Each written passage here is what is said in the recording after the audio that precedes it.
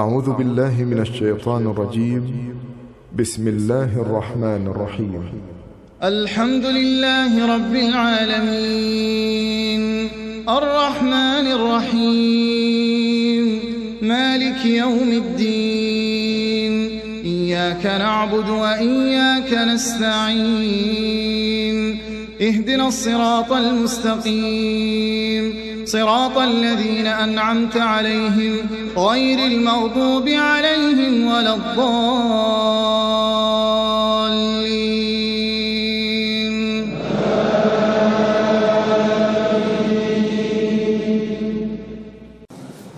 السلام عليكم ورحمة الله وبركاته.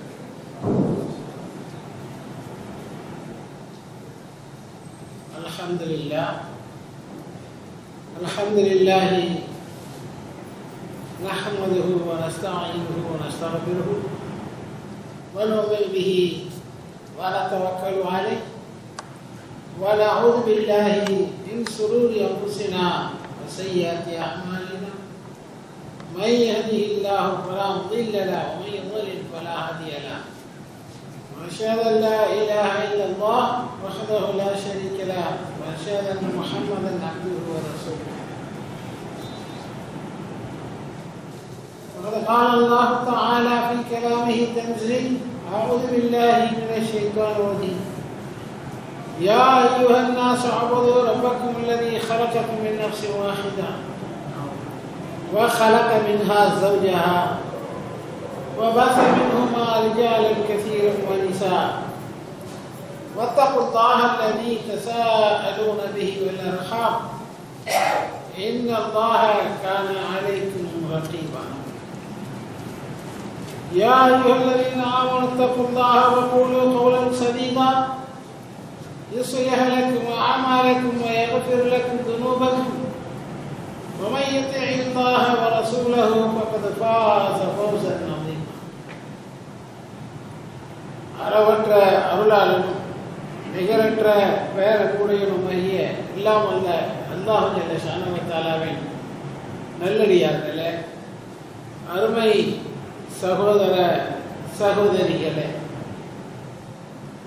இந்த இஸ்லாமிய தாவா நிலையத்தில் இந்த வெள்ளிக்கிழமை இரவில் நாமெல்லாம் ஒன்றாக கூடி தீனுல் இஸ்லாத்தை அதனுடைய பல்வேறு வடிவங்களிலே அறிந்து கொள்வதற்கு வாய்ப்பளித்திருக்கிற வல்ல ரஹ்மானுக்கு எல்லா புகழும். அன்பிற்குரிய சகோதர சகோதரிகளே, அல்லாஹ் ரப்பல் ஆலமீன் இந்த மனித வாழ்க்கையை ஒரு முக்கியமான நோக்கத்திற்கு படைத்திருப்பதாக சொல்லுகிறான். அந்த முக்கியமான நோக்கம் என்ன? வமா ஹலக்குல் ஜின்ன வல் இன்ஸ இல்லா லியஅபுதூன். மனித இனத்தையும் ஜின் இனத்தையும் என்னை வணங்குவதற்காகவே நான் படைத்திருக்கிறேன் என்று அல்லாஹ் பிரகடனம் செய்கிறான் திருமறை குர்ஆனில். அப்ப மனிதன் இந்த உலகத்திலே பிறந்த நோக்கம், அடிப்படையான நோக்கம், உண்மையான நோக்கம் என்பது இறை வழிபாடு, அல்லாஹ்வை வணங்குவது. அல்லாஹ்வை வணங்குவதற்காக இந்த உலகத்திலே வாழுகின்ற மனிதன் இந்த உலகத்திலே அவன் தொடர்ந்து வாழ்ந்தால்தான் அல்லாஹ்வை வணங்க முடியும். அவன் இந்த உலகத்திலே மனிதன் வாழ்வதற்கு தேவையான வாய்ப்புகளையும் வசதிகளையும் அல்லாஹ் செய்து கொடுத்திருக்கிறான். விலைக்கு வந்திருக்கக்கூடிய நமக்கு இந்த நாட்டிலே உழைப்பு தான் நோக்கம், அதற்காகத்தான் வந்திருக்கிறோம். சம்பாத்தியம் நோக்கம், அதற்காகத்தான் வந்திருக்கிறோம். ஆனாலும் இங்கே வாழ வேண்டும் அல்லவா? யாரிடத்திலே உழைப்பதற்கு வந்திருக்கிறோமோ அந்த கபீல் நமக்கு என்ன செய்ய வேண்டும்? அகாமடேஷன் கொடுக்க வேண்டும். படுக்கிறதுக்கு என்ன, கட்டில், மெத்த, இது எல்லாவற்றையும் யார் கொடுக்க வேண்டும்? அந்த கபீல் கொடுக்க வேண்டும். கொடுத்து வேலை வாங்க வேண்டும். அதில் எக்ஸ்ட்ரா அந்த மூட்டை பூச்சிலாம் நம்ம கொண்டு வருது, அதுக்கு கபீலுக்கு சம்பந்தம் இல்லை. அருமை சகோதர சகோதரிகளை, அது மாதிரி இந்த உலகத்திலே வாழ்கின்ற மனிதர்கள் ஆண்களும் பெண்களும் அல்லாஹ்வை வணங்க வேண்டும் என்பதற்காக வாழ்கின்ற போது அதற்கான வசதிகளை செய்து கொடுக்க வேண்டிய பொறுப்பை அல்லாஹ் தன்னகத்தே வைத்துக் கொண்டார். அப்படி வைத்துக் கொண்டிருக்கக்கூடியவன் எல்லாருக்கும், எல்லா மனிதர்களுக்கும் எந்த குறைவும் இல்லாமல் அவர்களுடைய தேவைகளை அல்லாஹ் நிறைவேற்றிக் கொண்டே இருக்கிறார். உதாரணமாக மனிதர்கள் சுவாசிப்பதற்கு காற்று வேண்டும். காற்று இல்லாவிட்டால் மனித குலம் அழிந்து போகும். இந்த காற்றை அல்லாஹ் என்ன செய்கிறான்? இலவசமாக கொடுக்கிறான். அதாவது பில்லு கட்டுறோமா காற்றுக்கு. அதே காற்று மனுஷன் கையில் போயிருந்தா என்ன ஆயிருக்கும் கொஞ்சம் யோசனை பண்ணி பாருங்க. ஒரு சைக்கிளுக்கு காத்தடிக்கிறதுக்கு 2 ரூபா கேட்கலாம். காற்று ஏற்றுறது, காற்று ஃப்ரீ, அதை ஏற்றி கொடுக்கறதுக்கு 2 ரூபா. பொதுவாக அத்தனை பேருக்கு தேவையான தண்ணீரை மழை என்ற பெயரிலே அல்லாஹ் வானத்திலிருந்து நீரை எல்லோருக்கும் இறக்குகிறார். ஒரு குறிப்பிட்ட சாதனம் மட்டும் இல்லை, உலகத்தில் உள்ள அத்தனை மனிதர்கள், ஆடு மாடு சகல ஜீவராசிகளுக்கும் எல்லாம் மழையை கொடுக்கிறார். வித்தியாசம் இல்லாமல் தருகிறார். நாட்டு பிரதமருக்கு மன்மோகன் சிங்கிற்கு ஒரு மழை, நமக்கு ஒரு தனி மழையெல்லாம் கிடையாது. எல்லாம் பொதுவாக எல்லாம் கொடுக்கும். அதை வித்தியாசம் பார்ப்பதில்லை. அதே நேரத்தில் அந்த தண்ணீரை மனுஷனுடைய கையில் கொடுத்தா என்ன ஆகும்? ஒரு பாட்டில் எவ்வளவு ஒரு ரியால் தண்ணி மனுஷன் கையில் இருக்குல்ல. அல்லாஹ் கொடுக்கறது எப்படி? ஃப்ரீயா கொடுக்குறேன். சரி, அது மாதிரி வெளிச்சம் காலையில சூரியனிலிருந்து வருகின்ற சுடரொளியானது பாகுபாடு இல்லாமல் அல்லாஹ்வுடைய படைப்புகள் அத்தனை பேருக்கும் இலவசமாகவே கொடுக்கப்படுகிறது. இந்த வெளிச்சம் மட்டும் எடுத்துக்கிறோம். அது நிறைய பலன் இருக்கு, அது வேற விஷயம். இந்த வெளிச்சம் எனக்கு சூரியன் எங்க ஊர்ல சரியா பவர் குறைவா இருக்குது, உங்க ஊர்ல பவர் கூட இருக்குது, இது பிரச்சனை கிடையாது. எல்லாருக்கும் சமமாக சூரிய ஒளி கிடைக்கிறது. இதே வெளிச்சத்தை கொடுக்கறதுக்கு மனுஷன் கையில எல்லாம் ஒப்படைச்சிருந்தா என்ன நடக்கும்? பில்லு கட்டலாம், பீச பிடிக்கிறது.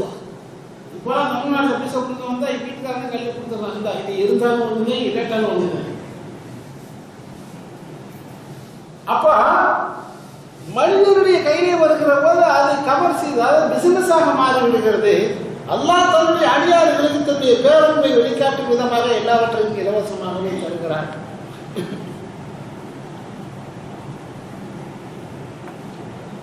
கண்ணை கொடுத்திருக்கிறார், பேசுவதற்கு நாவை தந்திருக்க, எல்லாம் ஃப்ரீங்க.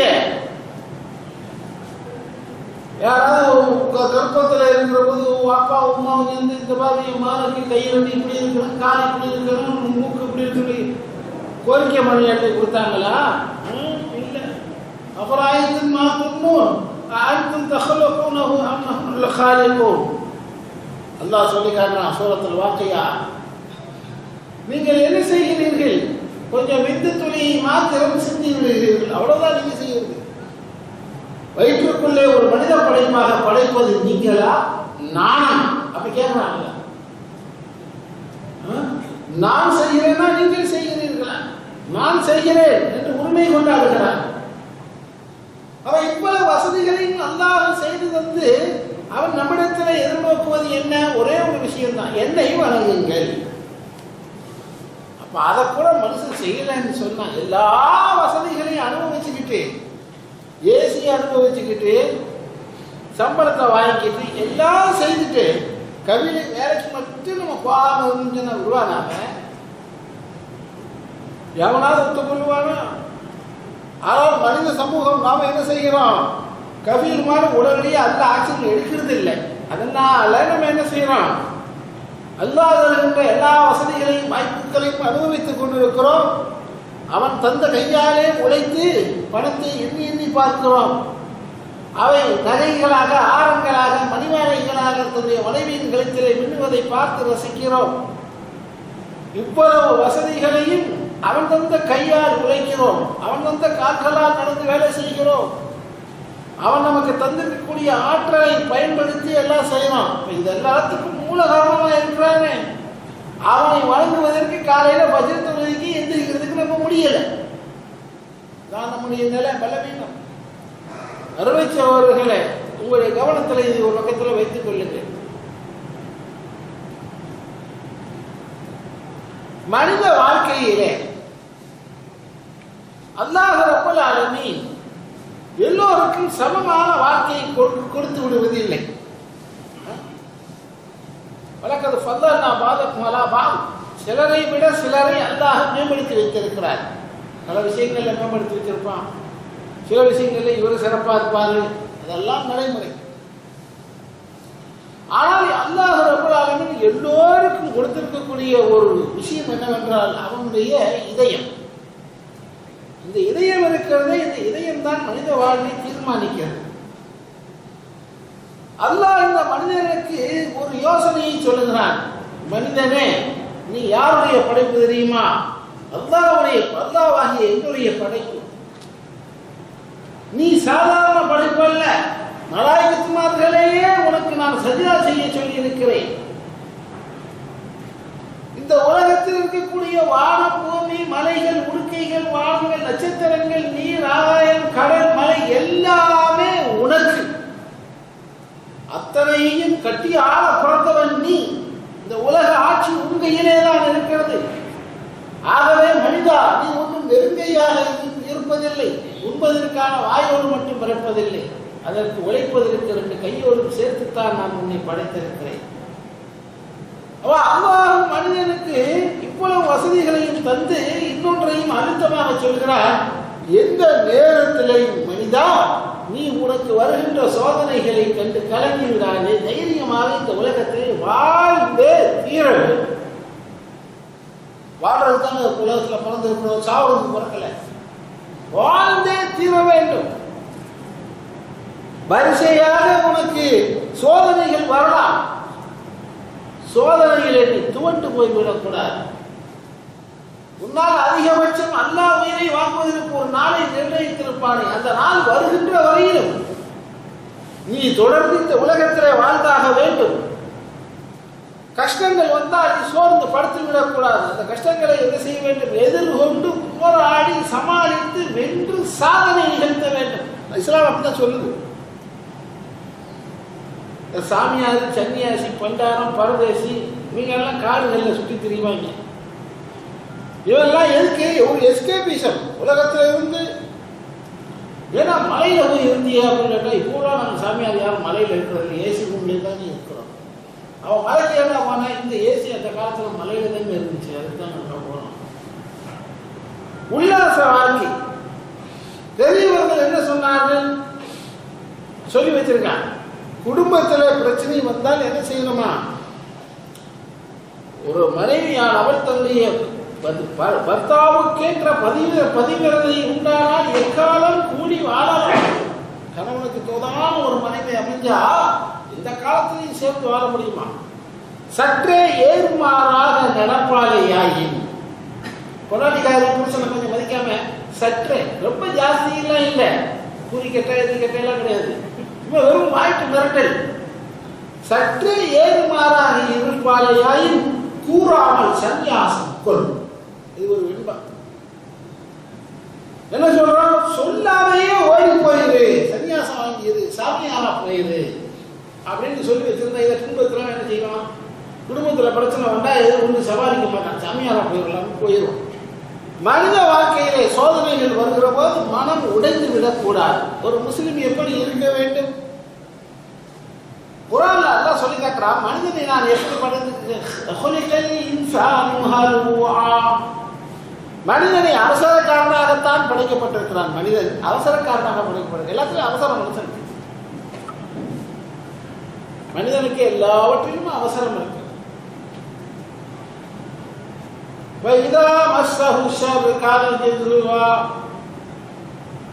அவனை ஒரு துன்பம் தீண்டி விடுமானால், அவனுக்கு ஒரு கஷ்டம் வந்து விடுமானால் அப்படியே சோர்ந்து சுருண்டு படுத்துக்கிறேன். நமக்கு இனிமே என்ன இருக்கு? வாழ்க்கையே போச்சு, டோட்டா எல்லாம் ஆசை விட்டு இனிமே எந்த பிரயோஜனமும் இல்லை. அப்படி செய்யலாமா? ஒரு முஸ்லிம் அப்படி இருக்கலாமா? உங்களுக்கு பிரச்சனை வந்தால் நீங்க என்ன செய்யணும்? தோண்டி விடவே கூடாது. அந்த பிரச்சனையிலையும் குன்றாத மலை போல, இரும்பு ஏற்கு கோட்டையை போல ஒரு முஸ்லிம் இருக்க வேண்டும். கடைசி வரையிலும் போராடி பார்த்து விட வேண்டும். மனிதனுக்கு பிரச்சனை வருகிற போது என்ன செஞ்சிடலாம்? சில நேரங்கள்ல அந்த ஒரு வினாடியில பற்றி யோசனை பண்ணலாம், நம்ம லைஃபே போயிடுச்சு, இனிமே வாழ்ந்தேன்னா போயிருங்க, பானம் போயிருச்சு, இன்னும் வாழ்ந்தங்க போயிருங்க. நம்மெல்லாம் கவரிமான் ஜாதி இந்த காலத்தில் சொல்லி வச்சிருக்காங்க. கவரிமான்ல என்னப்பா, வயிறு நீக்கின் உயிர் வாழா இனம். அதனுடைய உடம்புல இருந்து ஒரே ஒரு மயிறு கீழே விழுந்துட்டாங்க, தற்கொலை பண்ணி செத்து போயிருக்கோம். அந்த ஜாதியா நாங்கள்லாம். அதனால என்ன செய்ய போறேன், தூக்க ஒரு பணம் கைத்துல தொங்கிடும். துன்பங்கள் வருகிற போது மனிதன் என்ன செய்யறான், சில நேரங்கள்ல அவன் ஒரு தப்பித்தலுக்காக தற்கொலை செய்து கொண்டு செத்து போகிறவர்களை எல்லாம் இந்த உலகத்தில் பார்த்து கொண்டு. அதை இப்போ மோசம் என்னன்னா, +2 முடிவுலாம் இப்ப வந்துச்சு இல்லையா, 1163 மார்க் எடுத்த ஒரு பொண்ணு தூக்குல தூங்கிடுச்சு. என்னன்னா மெடிக்கல் லெவலுக்கு இன்னும் ஒரு 10 மார்க் கிடைக்கலையாமா. இன்னும் 2-3 பொண்ணுங்க இதான் வாய்ப்புன்னு சொல்லிட்டு வீட்டை விட்டு எச்சு மனம் எடுத்து ஓடி போயிடுச்சு. தேடி பார்த்தா தான் நிறைய மனத்தையும் காணுங்கிற தகவலே வருது. ஏற்கனவே வேற மாதிரி அது திட்டம் போடுறது. ஒரு பையன் ரயில் என்ன செஞ்சான், பாஞ்சு தற்கொலை பண்ணிக்கிட்டான். அவன் இந்த தற்கொலைகள் இதெல்லாம் எப்ப வருது அப்படின்னா, மனசு உடைஞ்சு போற நேரத்துல. மனசு உடையலாமா ஒரு மனுஷன், ஆணாகட்டும் பெண்ணாகட்டும், அது இருக்கவே கூடாது. தற்கொலை நாடுவது இஸ்லாம் கடுமையாக தடை செய்தது.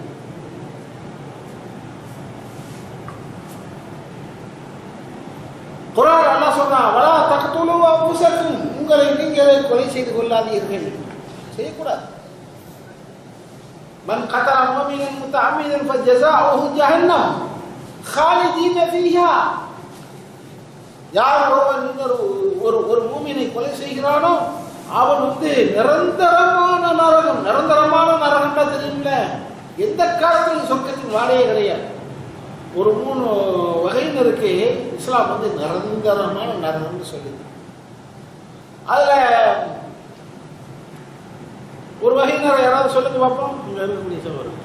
நிரந்தர நரகம் இஸ்லாம் சொல்லி இருக்கக்கூடிய பாவங்கள், இணை வைத்தல் 1. இந்த பக்கம் சொல்லுங்க வேற, கொலை, அது இப்ப நம்ம சொன்னோம் 2. அடுத்து சென்றுல மாஷா அல்லாஹ், சரியான பதில் தான்.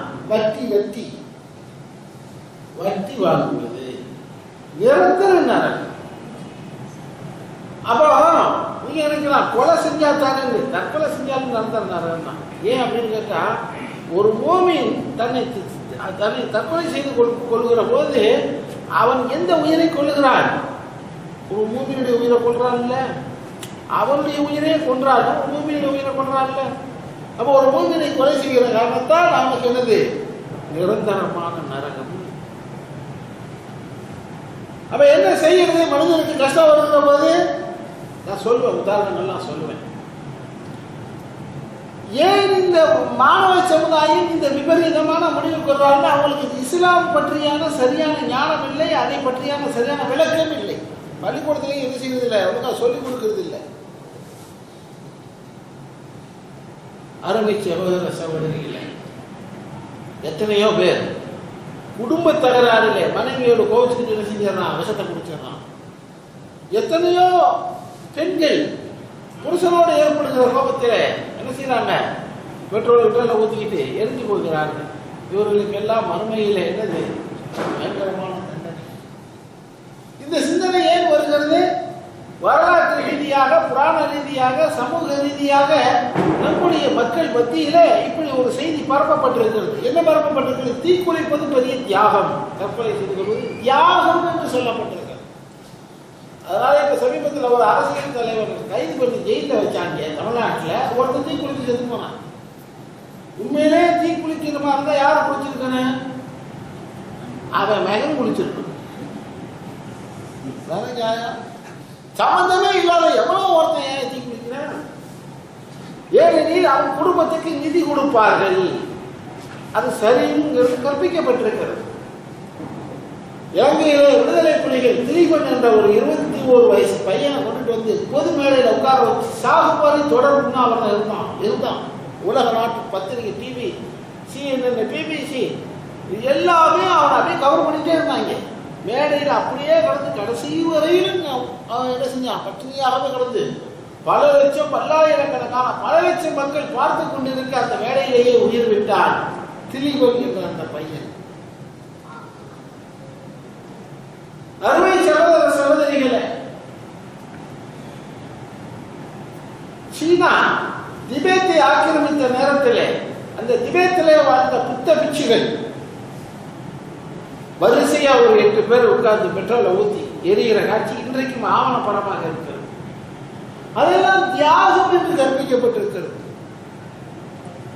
அதற்கு முன்னாலே நாம் வரலாற்று நிகழ்ச்சிகளை பார்ப்போமே. தமிழ் இலக்கியங்கள் என்ன சொல்லுகிறது என்றால், வடக்கிருத்தல் என்று ஒரு சொல் வழக்கு உண்டு. வடக்கிருத்தல், அது பேர் என்னது? வடக்கிருத்தல். அதாவது ஒருவர் சாவதற்காக என்ன செய்வது? வடக்கு திசை நோக்கி உண்ணாமல் பருகாமல் அப்படியே உட்கார்ந்து அப்படியே உயிர் விடுறது. இது உயர்ந்த சாவு என்று புராண வரலாற்றில் இலக்கியங்களில் எழுதப்பட்டிருக்கிறது. மாத்திரமல்ல, இன்றைக்கும் ஜெயின மதத்துக்காரர்கள், ஜெயின மதம் ஒன்று இருக்கு இல்லையா இந்தியாவில், அந்த மதத்தை சார்ந்த வயதானவர்கள் பல பேர் இப்படித்தான் சாகிறார்கள். அப்ப இப்படியான காட்சிகள் எல்லாம் இவர்களுக்கு கற்பிக்கப்பட்டு இது ஒரு உயர்ந்த தவம் என்று சொல்லப்பட்டால் அந்த இளைய அடுத்து வருகின்ற இளைய சமுதாயம் என்ன செய்யும்? இது நல்ல காரியம் என்று நினைத்து செய்வார்கள். ஆனால் இஸ்லாம் துப்புரவாக அதையெல்லாம் துடைத்து வீசி விடுகிறது. இது முசீபத். நபிகள் பெருமானார் ஸல்லல்லாஹு அலைஹி வஸல்லம் சொன்னார்கள், எவன் ஒருவன் ஒரு ஆயுதத்தால் தன்னை குத்தி கொலை செய்து கொள்கிறானோ, மறுமையிலே நரகத்திலே அதே ஆயுதம் அவனுடைய கையிலே கொடுக்கப்பட்டு தன்னுடைய வயிற்றிலே தொடர்ந்து குத்தி கொண்டே இருப்பான். கடுமையான பனிஷ். எவனாவது ஒருவன் மலை உச்சியிலிருந்து கீழே குதித்து தன்னை மாய்த்துக் கொள்வானால், நரகத்திலே ஒரு மலை இருக்கும். அந்த மலையின் உச்சியிலிருந்து அவன் தொடர்ந்து மேலே ஏறி கீழே விழுந்து செத்துக்கொண்டே இருப்பான். சொர்க்கத்தின் பாடி கூட அவனுக்கு கிடைக்காது. உங்களுக்கு முன்னாலே வாழ்ந்த சமுதாயத்திலே ஒருவர் இருந்தான். அவனுக்கு கொஞ்சம் வியாதி இருந்தது, நோய் இருந்தது. அவன் தன்னுடைய கையை கத்தியால் அறுத்து கொண்டான். பிளட் எல்லாம் வெளியாகி செத்து போனான். உடனே அல்லாஹ் தன்னுடைய மலக்குகளை கூப்பிட சொன்னான், இவனை நரகத்திற்கு கொண்டு செல்லுங்கள். பாதரணி அப்தி, என்னுடைய இந்த அடியான் என்னை விட முந்தி விட்டான், என்னை விட ஃபாஸ்டாக முடிவெடுக்கிறான் என்று அல்லாஹ் சொன்னான் என்று ரசூல் ஸல்லல்லாஹு அலைஹி வஸல்லம் சொல்லி காட்டுகிறார். சென்னையில் ஒரு பெரிய டாக்டர் ஷெரியன், இந்தியாவுடைய உலகத்திலே புகழ்பெற்ற ஹார்ட் ஸ்பெஷலிஸ்ட். அவனுக்கு சுகர்ல இருந்து எல்லா வியாதியும் இருந்துச்சு. மாடியில இருந்து கீழே ஊதிச்சு. எப்பேற்பட்ட அறிவாளிகள் இந்த கொடூரமான முயற்சிக்கு தன்னை இலக்காக்கி கொண்டு அழித்துக் கொள்கிறார். அப்ப இஸ்லாம் என்ன செய்கிறது? சுத்தமாக தடுக்கிறது. இது வந்து ரொம்ப நேரம் சொல்றது இல்லை, பல விஷயங்கள் இருக்குது. அது இது ஒரே ஒரு செய்தியை மாற்றம் சொல்லி நான் அடுத்த விஷயத்துக்கு போக விரும்புகிறேன். ஒரு முறை ரசூலுல்லாஹி ஸல்லல்லாஹு அலைஹி வஸல்லம் அவர்கள் ஒரு போரிலே கலந்து கொண்டிருந்த நேரத்திலே ஒருத்தர் வந்தார். நான் இந்த போரிலே சாகசங்கள் செய்ய விரும்புவதாக சொல்லி போரிலே கலந்து கொண்டார். ரொம்ப வேகமாக வாழ ஒழுங்கிட்டு போனார் எதிரிகளோடு மோதுவதற்கு. அந்த நேரத்தில் ரசூலுல்லாஹி ஸல்லல்லாஹு அலைஹி வஸல்லம் சொன்னார்கள், இவர் நரகம் செல்வார். யாரு? ஜிஹாதுக்கு வந்து எதிரிகளோடு போர் செய்வதற்கு தயாராகி வாளோடு கலப்புகின்ற ஒரு மனிதரை பார்த்து ரசூலுல்லாஹ் சொன்னார்கள், இவர் நரகம் செல்வார். இந்த ஹதீஸை அறிவிக்கக்கூடிய ராவி சொல்லுகிறார், அல்லாஹ்வுடைய திருத்துதரின் வாயிலிருந்து இப்படிப்பட்ட அதிருப்தியான மொழியில் வெளிவந்ததை பார்த்த நான் எல்லா வேலையும் ஒத்திவைத்து விட்டு போனாரே, அவரை பின்தொடர்ந்து போவதையே என்னுடைய வேலையாக்கி கொண்டு எல்லாத்தையும் விட்டுட்டேன். அவரையே பல பண்ணிட்டு போனேன். என்ன செய்கிறார் பார்த்து கொண்டே போனேன். அந்த நேரத்தில் அவர் மிகப்பெரிய சாதனைகளை எல்லாம் செய்தார். எதிரிகளிலே பல பேரை கொலை செய்தார். சொர்க்கத்துக்கு மேல சொர்க்கம் கிடைத்துக் கொண்டே இருந்தது. அப்படி போராடினார். கடைசியிலே இவ்வளவு துணிச்சலாக போய் எதிரிகளிடத்தில் மாட்டிக்கொண்ட போது அவருடைய உடலில் ஏராளமான காயங்கள் ஏற்பட்டு கீழே விழுந்தார். காயப்பட்ட கீழே விழுமா? அந்த காலத்தில் என்ன மருத்துவம் இருந்துச்சு? போர்க்களத்தில் அவர் கீழே விழுந்தவுடன் நான் பக்கத்தில் நின்று பார்த்து கொண்டே இருந்தேன். அவருடைய உடலில் இருந்து குருதிகள் எல்லாம் ஓடி வலிந்து கொண்டு இருந்தது. வேதனை தாங்காமல் முனகிக் கொண்டே இருந்தார். நான் இன்னும் நெருங்கி போய் அவர் பக்கத்தில் நின்று அவருடைய நிலையை பார்த்தேன். அப்போது பக்கத்திலே அவருக்கு அருகே பூமியிலே சுருகி இருந்த ஒரு அம்பை, ஒரு வாளை எடுத்து தன்னைத்தானே குத்தி கொண்டு செத்து போனார். தற்கொலை செய்து கொண்டார். இதை நான் நபியிடத்தில் இருந்து சொன்னேன். அப்பதான் உங்களுக்கெல்லாம் பிரபலமா ஒரு ஹதீஸ் அந்த நேரத்தில் தான் சொல்றேன். நான் சொல்ல போற இந்த ஹதீஸ் எல்லாரும் விஜயாத்தி மக்களுக்கு தெரியும். அந்த ஹதீஸ் அப்பதான் சொன்னாங்க ரசூல் ஸல்லல்லாஹு அலைஹி வஸல்லம். அது என்ன தெரியுமா? ஒரு மனிதன் தன்னுடைய நல்லமல்களால் கொஞ்சம் கொஞ்சம் கொஞ்சம் கொஞ்சமாக சூலத்துக்கு தேவையான அமல்களை செய்து சூலத்துக்கும் அவனுக்கும் இடையே ஒரு முழம்தான் பாக்கி என்று நிலையிலே இருப்பான். திடீரென்று நரகத்திற்கு உண்டான ஒரு காரியத்தை செய்து மூத்தா போயிடுவான். நரகத்துக்கு அவனுக்கு சொர்க்கத்துக்கு ஒரு பணம் தான் இருக்குமா. அப்பொழுதும் நன்மையான காரியம் காலம்பூரா செய்வான். அந்த கடைசியில் என்ன செஞ்சிருவான்? பாவத்தை செய்து நரகவாதியாகி விடுவான். இதுக்கு கருத்தும் இருக்கு. அதே சொல்ல இதே ஹதீஸ்ல சொல்லுகிறார். இந்த சந்தர்ப்பத்தெல்லாம் சொன்னாங்க. அது என்ன வழியில் ஒரு மனிதன் நரகத்திற்கு உண்டான காரியங்களையே வாழ்க்கையில் தொடர்ந்து செய்து கொண்டே இருப்பான்.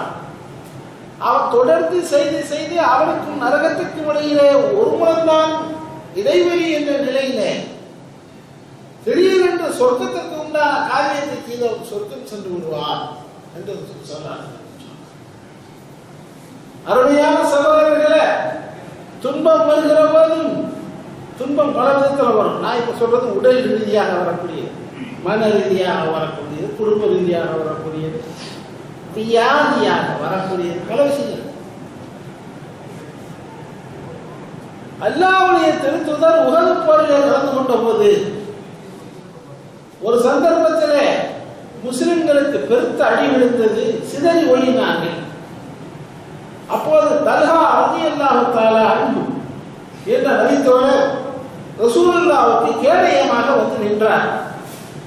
ரெண்டு கையை நீட்டிக்கிட்டாரு, ரெண்டு பக்கத்திலே கேடயம் இருக்குது. வருகின்ற அம்பு, ஈட்டி, வாழ்வீச்சு அத்தனையையும் இவர் தன்னுடைய மேடையிலே தாங்கிக் கொண்டு தனக்கு பின்னே அசையக்கூடாது என்று உத்தரவிட்டார். ரசூலுல்லாஹ் இந்த பக்கம் உங்க உடம்போ தலையோ வெளியே தெரியவே கூடாது, அப்படியே நீங்க பின்னால வருகின்ற கணைகளை எல்லாம் மலர்கணைகளாக கருதி தன்னுடைய உடலையே வாங்கிக் கொண்டு ரத்தம் வழிந்து ஓடுகிறது. அந்த நிலையிலும் நின்றார்.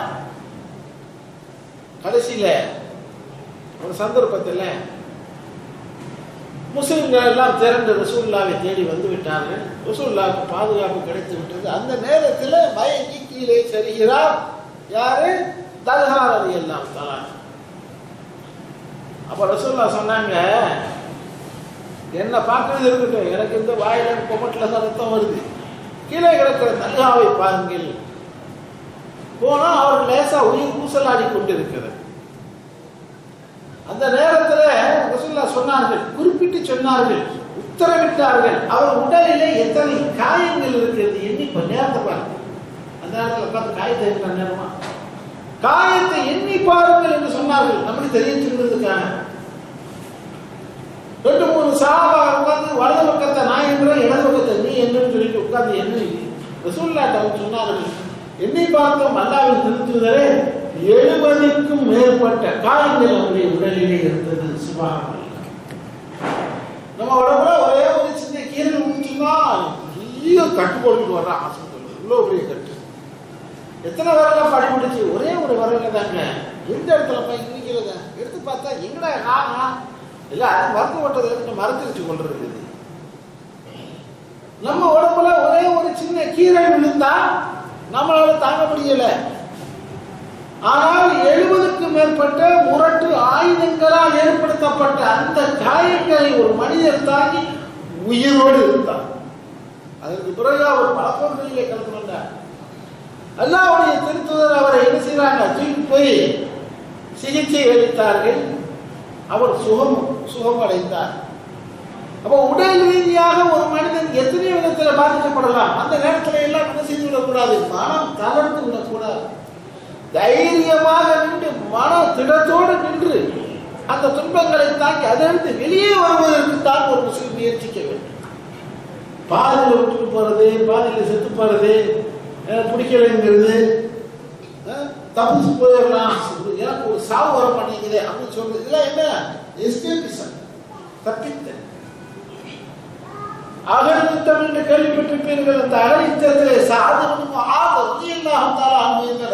கடுமையாக காயப்பட்டார். அவருக்கு சிகிச்சை அளிப்பதற்கு ரசூல் ஸல்லல்லாஹு அலைஹி வஸல்லம் தன்னுடைய வீட்டுக்கு அருகே ஒரு கூடாரம் அமைத்து சாதனும் ஆதை அங்கே தங்க வைத்து காலையும் மாலையும் போய் அவரை விசாரித்தார்கள். சுகமாகி எழுந்தார். இது நீங்கள் திருமறை குர்ஆனை பார்ப்பீர்களே, ஆனால் நபி அய்யூப் அலைஹிஸ்ஸலாமுடைய வரலாற்றை அல்லாஹ் சொல்லுகிறார். கடுமையான உடல் நோயால் அவதிப்பட்டார். அந்த நேரத்திலேயும் அவர் மனம் கலங்கவில்லை. இதிலிருந்து வெளியேறுவதற்கு என்ன வழி என்றுதான் யோசித்தார். அதனால் அருமை சகோதரர்களே, நமக்கு ஏற்படக்கூடிய உடல் ரீதியான எந்த துன்பமாக இருந்தாலும் அதிலிருந்து வெளியே வருவது உலகத்திலே மீண்டும் நம்முடைய வாழ்க்கையை சந்தோஷமாக வாழ வேண்டும் என்றுதான் ஒரு முஸ்லிம் விரும்ப வேண்டும். முடிந்தவரை எத்தனை ஆண்டு காலம் அதிகமாக வாழ முடியுமோ அத்தனை ஆண்டு காலம் நீங்கள் வாழ்ந்தாக வேண்டும், ஆண்களாக இருந்தாலும் பெண்களாக. அதனால ஒரு வியாதி வந்தா உடனே வைத்தியம் பண்ணிருங்க.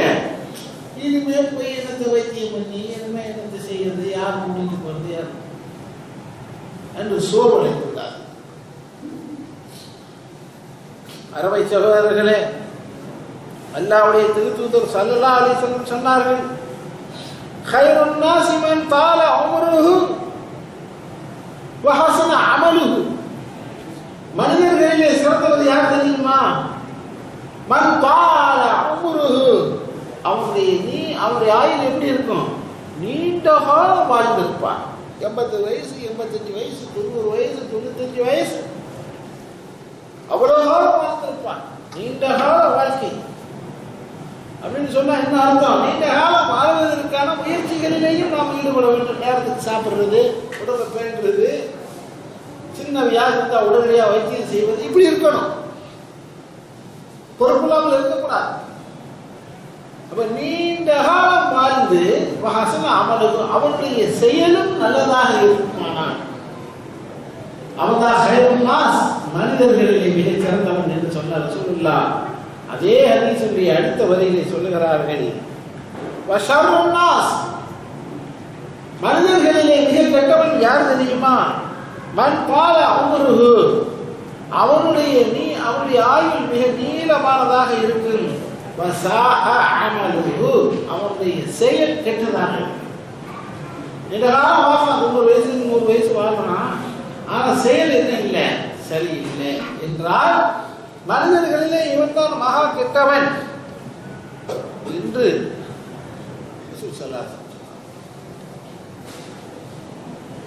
உயிரை காப்பாற்றிக் கொள்வதிலே, நம்முடைய ஆரோக்கியத்தை பேணிக் கொள்வதிலே ஒவ்வொரு முஸ்லிமும் முஸ்லிம் சகோதரிகளும் கவனம் செலுத்த வேண்டும் என்று இஸ்லாம் வற்புறுத்துகிறது. இஸ்லாத்தை பத்திரம் புரிஞ்சுக்கணுங்க. அந்த இயேசுநாதரை பற்றி சொல்லும்போது என்ன சொல்லுவாங்க? ஒரு கண்ணத்தில் அடித்தால் இன்னும் என்ன, இன்னொரு கண்ணத்தையும் திருப்பி காட்டு இருந்தால் ஒத்தையில போறது சரியா வராது, டபுளா போகுது. இது ஏசுநாதருடைய போதனை என்று சொல்வார். அவர் சொன்னாரா இல்லையா நமக்கு தெரியாது. ஆனால் இஸ்லாம் என்ன சொல்லுகிறது தெரியுமா? ஒரு கண்ணத்தில் அடித்தால் அடுத்து என்ன சொல்லுது? அதே கண்ணத்தில் அவனுக்கு திருப்பி கொடு. அதே கண்ணத்தில் என்ன செய்யணும்? அவனுக்கு திருப்பி அடிக்கணும். அதான் இஸ்லாமிய நீதி, இஸ்லாமிய சட்டம், இயற்கை நீதி. அவன் இஸ்லாம் இன்னொரு பணிஞ்சு போய் அடிமை மாதிரி இருந்து அவன் கொடுக்கறதெல்லாம் வாங்கிட்டு கொட்ட புனிதங்கிற ரீதியில வாழ சொல்லல. தன்மானத்தோடும் சுயமரியாதையோடும் ஆரோக்கியத்தோடும் துன்பத்தை வெல்லுகின்ற மனோபாவத்தோடும் ஒரு பூமி வாழ வேண்டும். அவர்கள் தாத்த சலாசில் என்று ஒரு போர் நடந்தது ரசூலுல்லாஹ்வுடைய காலத்தில். முஸ்லிம்களுக்கு எதிரிகள் தாத்த சலாசில் என்று அரபியில அந்த போருக்கு சொல்லுவார். அந்த போரில் அம்ர் இப்னுல் ஆஸ் ரலியல்லாஹு தஆலா அன்ஹு என்ற நபித்தோழரை ரசூலுல்லாஹ் தளபதியாக அனுப்பினார், அமீராக. போரிலே கலந்து கொண்ட அவர்கள் ஒரு இரவிலே தங்கினார்கள். அங்கே தங்கினார்கள். அந்த நேரத்தில் அம்ர் இப்னு ஆஸ் அவர்களுக்கு குளிக்க வேண்டிய ஒரு சூழல் ஏற்பட்டு விட்டது. ஞாபகத்தில் வச்சு அந்த நேரத்தில் ஃபஜ்ர் தொழுகைக்கு என்ன ஆச்சு? நேரமாச்சு. நேரமானா அவர் குளிக்கலன்னா என்ன காரணம்? தண்ணீர் இருக்கானா? இருக்கு. அப்புறம் ஏன் அவர் குளிக்கல? அமீர் படை தளபதி அப்படின்னா கடுமையான குளிர்ல அது ஓப்பன் பிளஸ் கட்டும் குளிர். கையில தண்ணியில வந்து தண்ணியை விட்டு கையில வச்சாங்க, அது அவ்வளவுதான் முடிஞ்சு. அந்த நிலை. அவர் ஆசை வந்தாரு, ஆடைகளை எல்லாம் அதில் எடுத்து கட்டினாரு, ஒரு வீட்டு போனாரு. அல்லாஹ்வுக்கும் தக்பீர் கட்டி ஃபஜ்ர் தொழுகையை நடத்தி முடிச்சிட்டாரு. இது அங்க இருக்கக்கூடிய எல்லா பல நபித்தோழர்களுக்கு மேட்ரு தெரிஞ்சு போச்சு. இந்த மாதிரி விஷயங்கள் எல்லாம் உடனடியாக என்ன செய்வார்கள்? மதீனாவுக்கு திரும்பி வந்த உடனே ஓரை பத்தி அப்புறமா சொல்றாங்களே நம்ம இந்த மாதிரி மேட்டர் என்ன செய்வாங்க? உடனே ரசூலுல்லாஹ் சொல்லிடுறாங்க, அல்லாஹ்வுக்கு தெரிஞ்சது, நீங்கள் அனுப்பிய படைத்தளபதி அம்ர் இப்னு ஆஸ் குளிக்காமல் இன்றைக்கு ஃபஜ்ர் தொழுகையை நடத்தினார். அப்ப ரசூல் ஸல்லல்லாஹு அலைஹி வஸல்லம் என்ன செய்றாங்க? அவரை கூப்பிட்டு, இந்த மாதிரி உங்க மேல ஒரு ரிப்போர்ட் வந்திருக்க, செய்யலாமா? துஹூர், அதாவது சுத்தம் இல்லாமல் தொழுகை நடத்தக்கூடாது, ஆரம்பாச்சு, தொழவே கூடாது என்று கேட்டபோது அவர் சொன்னார், அல்லாஹ்வுக்கு தெரிந்தது, அந்த சூழல் அவளுக்கு தெரியாது, கடுமையான குளிர், தண்ணியை கையை வச்சாங்க நான் மௌத்தா போயிருவேன், நம்மளால தாங்க முடியாது. அந்த சூழ்நிலையில் என் உயிரை காப்பாற்றிக் கொள்வதற்காக நான் சுத்தம் இல்லாமல் தொலை வைத்தேன் என்று சொன்னபோது சிரித்தார்கள் என்ற செய்தி திருமதி அகமதுல பதிவாகியிருக்கிறது. அப்ப அவ்வளவு நெருக்கடியின் நிலையிலும் கூட ஒரு முஸ்லிம் என்ன செய்ய வேண்டும்?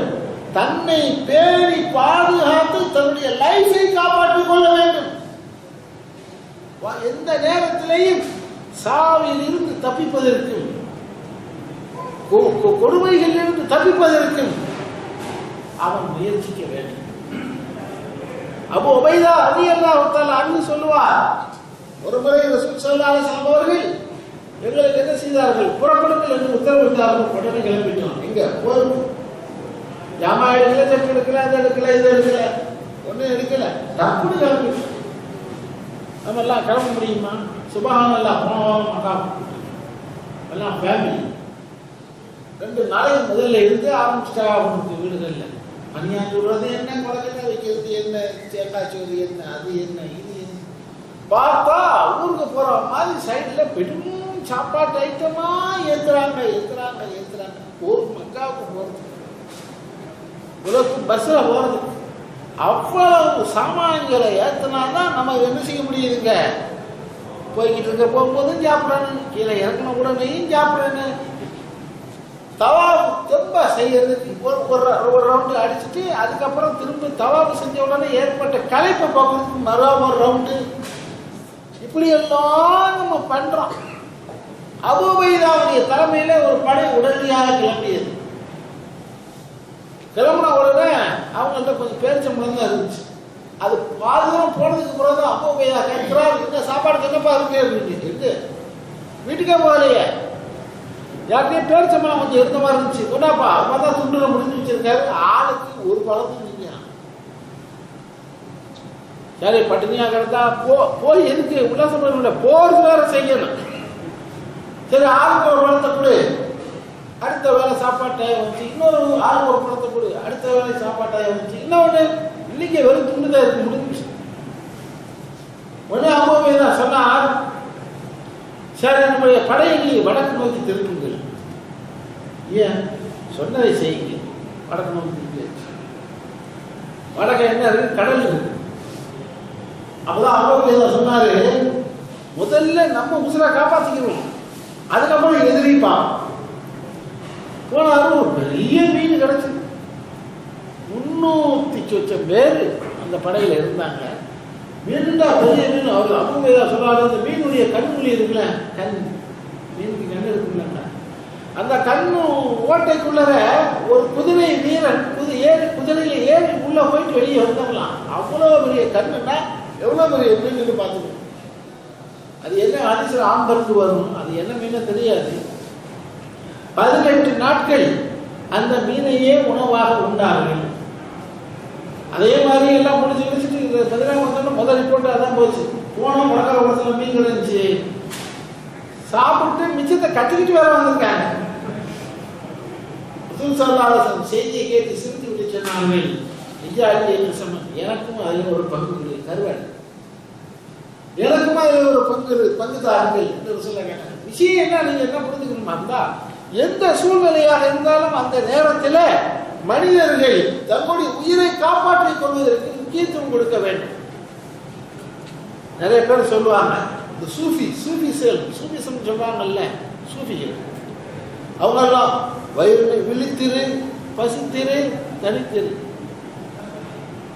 அப்படின்னு சொல்லுவாங்க. அப்பதான் கடவுளை காண முடியும். பசிச்சிருந்தா தூக்கம் எப்படி வரும்? வயிறு காலியா போய் வயிறு பயிற்சா தூக்கம் வருமா? தூக்கம்லாம் வராது. சாப்பிட்றாங்க. அருமை சகோதரர்களே, ரசூல் ஸல்லல்லாஹு அலைஹி வஸல்லம் சொன்னார்கள், ஒரு முஸ்லிம் ஸ்ட்ராங்கா இருக்கும், மன தைரியத்தோடு இருக்க வேண்டும். அல் மோமினுல் கவியு கைரும் வ அஹப்பு இலல்லாஹ். ஒரு மோமின் எப்படிப்பட்ட மோமின்? நல்ல ஸ்ட்ராங்கான கவியும் ஸ்ட்ராங்கான ஒரு மோமினானவன் அல்லாஹ்விடத்திலே நேசத்துக்குரியவனாக இருக்கான். அல்லாஹ் அப்படிப்பட்ட மோமினை விரும்புகிறான். அந்த சோனின்னு சொன்னாங்க, சோனின்னு சொன்னா அந்த சோனி இல்லை, பேப்பர் கார்டு டிவி இல்லை. சோனின்னு சொன்னா என்னது? ரொம்ப லைஃபா இருக்கக்கூடிய, பலவீனமா இருக்கக்கூடிய ஒரு மோமினை விட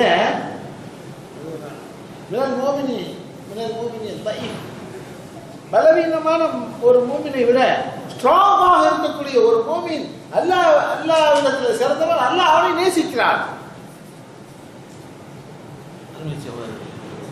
நம்முடைய வாழ்க்கையில நாம எத்தனையோ பிரச்சனைகளை சந்திக்கிறோமா? அல்லாஹ்வுடைய திருத்துதரும் அதே மாதிரி நம்மை போலவே பல சந்தித்திருக்கிறார். ஒரே ஒரு சின்ன இதை மட்டும் சொல்லி நான் முடிச்சிடறேன். அல்லாஹ்வுடைய தூதருடைய வாழ்க்கையில பல சோதனைகள், ஒவ்வொன்றிலேயும் அவர்கள் எவ்வளவு துணிச்சலோடு நின்று வெற்றியை அடைத்தார்கள் என்பதற்கு ஏராளமான சான்றுகள் இருந்தாலும் அவருடைய இந்த அணுகுமுறை எப்படி இருந்தது, மனம் உடைந்து போற நேரத்தில் எப்படி நடந்து கொண்டார்கள். உங்களுக்கு தெரியும், வரலாற்று ரீதியாக அன்னை ஆயிஷா ரலியல்லாஹு தஆலா அன்ஹா ரசூல் ஸல்லல்லாஹு அலைஹி வஸல்லம் அவருடைய மனைவி, அந்த அருமை மனைவியாரின் மீது ஒரு அவதூறு சொல் என்ன செய்யப்பட்டது? சொல்லப்பட்டது. அவதூறு சொல் கூறப்பட்டது. இந்த அவதூறு சொல்லுங்கிறது நான் சொல்றேன்னா, இந்த இடத்துல இன்னொரு செய்தியும் நான் சேர்த்து சொல்ல வேண்டி இருக்கிறது. என்னவென்றால், உங்க எல்லாருக்கும் சொல்றேன், ஆண்களே, உங்க எல்லாருக்கும் நான் ஒரு விஷயத்தை சொல்றேன். என்னுடைய அனுபவ ரீதியாக என்னுடைய சுற்று வட்டாரத்தில் இருக்கக்கூடிய மக்களுடைய அனுபவத்திலிருந்து நான் ஒரு செய்தியை சொல்ல விரும்புகிறேன். உங்கள் மனைவியரின் மீது 1000 குற்றங்கள், குறைகள் இருக்கும். அது மாதிரி அவங்களுக்கு உங்க மேல இருக்கும். ஆனால் எந்த ஒரு ஆண்மகனும் தன்னுடைய மனைவிக்கு எதிராக மாமியா நாத்தனார் பேச்சை மட்டும் தயவு செய்து நம்பிவிடாது. மாமியா நாத்தனார் விளங்குதா? யாரு யாரு யாரு விளங்கல? அம்மால யார் அம்மா? உங்க அம்மாவும் உங்க கூட பிறந்த தங்கச்சி, அக்கா. உங்க பெஞ்சாலியை பத்தி சொன்னாங்கன்னு வச்சுக்கிறீங்க, அதை நம்பி நீங்க எது செஞ்சுறாங்க. முதல்ல நம்பாதீங்க. வேற துணை சார்ந்தவர்கள் எதுக்கு நான் சொல்ல வர்றேன் அப்படின்னு கேட்டீங்கன்னா, அன்னை ஆயிஷா அவர்கள் மீது பழிச்சொல்லி சொல்லப்பட்டது இல்லையா? இந்த பழிச்சொல்லை பரப்பியவர்கள் 3-4 பேர் அடி வாங்கினாங்க. கடைசியில அவர்களுடைய தூய்மை நிரூபிக்கப்பட்டு சூரத்து நூர் மூலமாக அடி வாங்கினாங்க. அதுல ஹசான் இப்னு சாபித் என்று ஒரு கவிஞர் இருந்தாரு, அவர்களுக்கு ஒரு 80 அடி கிடைச்சது. அடுத்து இன்னும் 2 பேர்ல மிஸ்டாஹ்னு ஒருத்தர், நான் டைம் இல்லாதனால நான் இதை விளக்கமா சொல்ல முடியல. மிஸ்டாஹ்னு ஒருத்தர் இருந்தார். இவர் யாருன்னு கேட்டா ரசூலுல்லாஹ்வுடைய குடும்பத்தை சேர்ந்தவர். அவருக்கு அன்னை ஆயிஷா மீது என்ன கோபம் தெரியல, கிடைச்ச சந்தர்ப்பத்தை பயன்படுத்தி என்ன செஞ்சிருக்காரு, இருந்தாலே இடுகை சொல்லியிருக்காரு, கடைசியில் மாட்டிட்டு அடி வாங்கினார். அது மாதிரி இன்னொரு பெண்மணி ஹம்னா பின்த் ஜஹஷ். இந்த ஹம்னா என்ற பெண்மணி ரசூலுல்லாஹ்வுடைய சொந்த மாமி மகன், குட்டி மகன் சொல்றாங்கல்ல, அத்தை பொண்ணு. அதுவும் மாப்பிள்ளை வீட்டுக்காரன். யாரு? ரசூலுல்லாஹ்வுடைய ஃபேமிலி. இவங்கெல்லாம் சேர்ந்துதான் இந்த விஷயத்தை வெளியே நெடுக பரப்புனது. அந்த நேரத்தில் இந்த செய்திகள் மதீனா முழுவதும் பரவி மக்கள்லாம் மிகுந்த வருத்தத்திலேயும் ரொம்ப சோர்ந்த நிலையிலேயும் அல்லாஹ்வுடைய திருத்தூதருக்கு இப்படி ஒரு சோதனையா என்று வெளியே ஒருவரோடு அதை பற்றி பேசிக்கொள்ள கூட முடியாத மனவேதனையிலே ஆழ்ந்திருந்த போது கணவனாகிய ரசூலுல்லாஹி ஸல்லல்லாஹு அலைஹி வஸல்லம் அவருடைய மனநிலை எப்படி இருந்திருக்கும் என்பதை நீங்கள் கொஞ்சம் யோசனை செய்து பாருங்கள். நமக்கு அந்த நம்ம குடும்பத்தில் நம்ம மனைவியின் மீது இப்படியான ஒரு குற்றச்சாட்டை யாராவது சொல்லி அது பரவி விட்டிருக்குமானால் கணவனாகிய பல பேர் எப்படி நொந்து போயிருப்பீர்கள். அரவணைக்கு எடுக்கணும்னு நினைச்சா இந்த மாதிரி சம்பவங்கள் இல்லை உலகத்தில் நாம் அனுபவத்தில் பார்த்துருக்கிறோம். ஒன்று என்ன செய்வான், அவனை கொண்டுவான். இப்படிப்பட்ட கேள்வி கேட்டவன் எனக்கு இருக்கக்கூடாது அப்படின்னு சொல்லி, அது நியாயம் இல்லை. உனக்கு பிடிக்கலன்னா நீ விரட்டி தான் உடனே கொள்றதுக்கான உரிமை கிடையாது, அது தனி விஷயம். அல்லது என்ன செய்வான்னா இவன் தூங்கிடுவான். ஏன்னா அந்த கவரிவான் ஜாதி இருக்குல்ல, அல்லது சாப்பாட்டில் எதையாவது விஷத்தை வச்சு அவனையும் க்ளோஸ் பண்ணி இவனும் காலியாயிடும். இந்த மூணுல ஏதாவது ஒண்ணு நடக்கும். நல்லா காப்பாற்றணும் எல்லா சிறு தாய்மார்களையும் சகோதரர்களையும் நடக்கும்.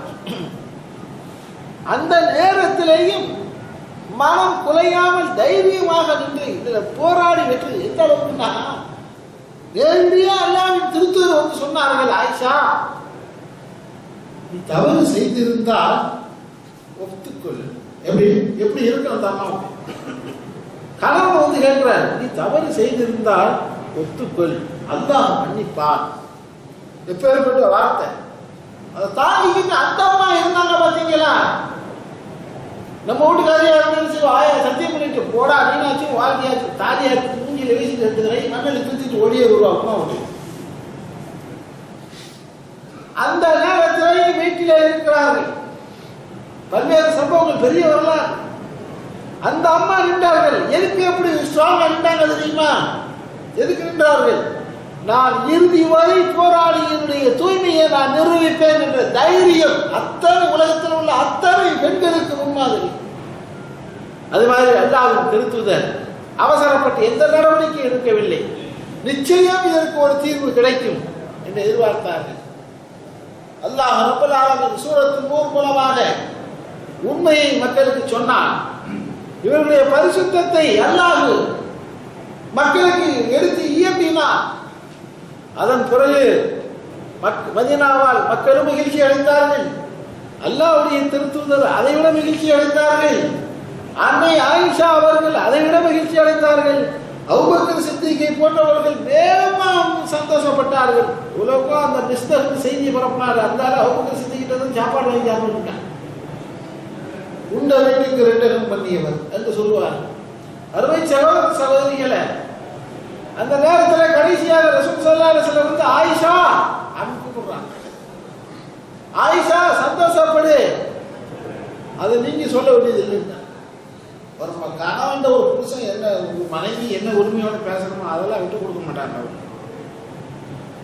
அதுக்கு உங்களுக்கு என்ன சம்பந்தம்? நேரடியா கேட்ட மனுஷன் நீங்க தப்பு செஞ்சதா சொல்லிடுன்னு சொல்லி என்னுடைய தூய்மையை இந்த உலகத்துக்கு பறைசாற்றியவன் யாரு? படைச்ச ரப்பல் ஆலமீன். வானத்திலிருந்து அவன் செய்தியை அனுப்பி என்னை பரிசுத்தப்படுத்தினார். ஆகவே நான் அவனுக்குத்தான் புகழை கொடுத்தேன், உங்களை எல்லாம் நான் பாராட்ட மாட்டேன். அப்ப இந்த மாதிரியான ஒரு சூழலில அந்த கணவனும் அந்த மனைவியும் எந்த அளவுக்கு தன்னுடைய மனதை அடக்கி போராடி வென்றார்கள் என்பது இந்த உலக சரித்திரத்தில் ஒருவருக்கு ஒவ்வொரு ஆணுக்கும் ஒவ்வொரு பெண்ணுக்கும் இதில் படிப்பினை இருக்கிறது. சகோதர சகோதரிகள், மொத்தமாக நான் சொல்ல வருவது என்னவென்றால், இந்த உலகத்தில் அல்லாஹ்வை வணங்குவதற்காக படைக்கப்பட்டிருந்தாலும், அவன் செய்தி கொடுத்திருக்கக்கூடிய வசதிகளை அனுபவித்துக் கொண்டிருந்தாலும், மனிதனாக பிறந்த மனுஷியாக பிறந்த ஒவ்வொருவருக்கும் வாழ்க்கையிலே குடும்பத்துக்கு வெளியேயும் உள்ளேயும் எத்தனையோ சோதனைகள் வரலாம். நம்முடைய வேலை பார்க்குற கம்பெனியில் வரும், உடன் பிறந்தவர்களால் வரும், நண்பர்களால் வரும், உடல் ரீதியாக வரும், மன ரீதியாக வரும், பொருளாதார ரீதியாக வறுமை வந்து சுற்றி சுற்றி கும்மி அடிக்கும். அந்த நேரத்தில் எல்லாம் இதெல்லாம் சும்மா நத்தி, ஒண்ணுமே இல்லை, லாஷை ஒன்றுமே இல்லை, இதையெல்லாம் நான் வென்று காட்டுவேன் என்ற மன தைரியத்தோடு எந்த ஒரு முஸ்லீம் நடவடிக்கை எடுக்கிறானோ அவனைத்தான் அல்லாஹ் நேசிக்கிறானே தவிர, பிரச்சனைகளை கண்டு ஓடுபவனோ கோலையாகி தோற்று போவோமோ என்ற அச்சத்திலே கிடந்து உணர்பவனையோ அல்லாஹ் விரும்ப மாட்டான், அல்லாஹ் நேசிக்க மாட்டான் என்பதை அழுத்தமான சொல்லி, நல்ல வாய்ப்பளித்த வல்ல அல்லாஹ்வுக்கு நன்றி கூறி என்னுடைய வார்த்தைகளை நான் நிறைவு செய்து கொள்கிறேன்.